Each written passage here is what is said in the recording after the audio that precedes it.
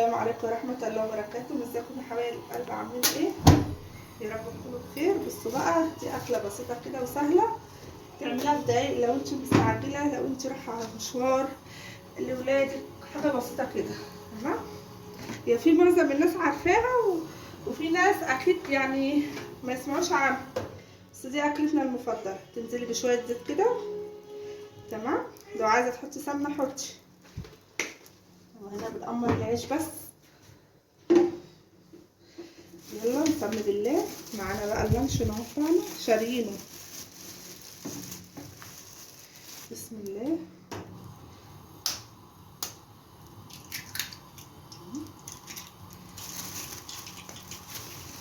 تعملها في دقايق وانتوا طبعا الجو حر وكلنا زعلانين من الاكل بصراحه يعني.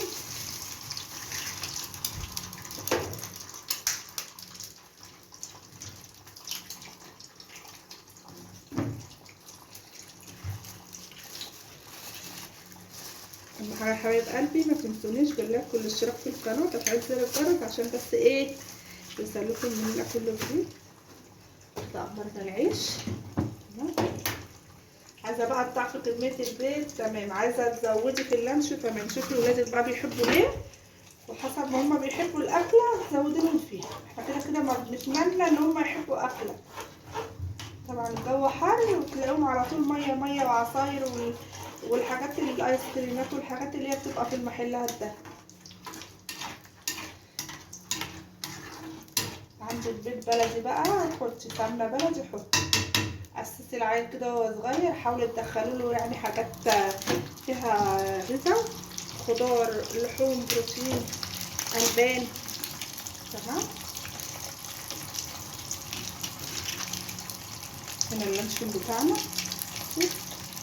قطعيه بقى حتت كده.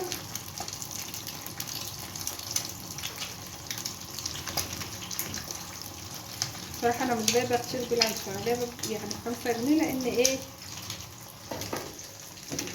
مش عايزه اخلي اللانشون اكتر من البيت، عايزه البروتين يبقى هو اللي ايه الاكتر.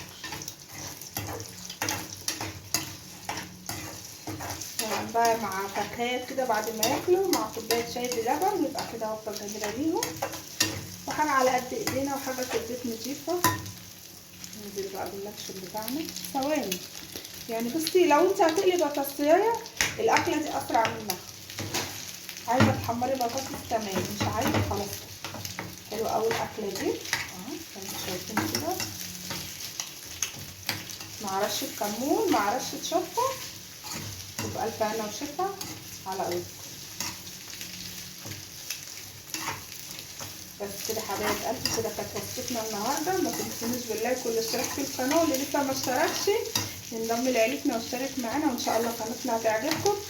يلا مع السلامه حبايب قلبي.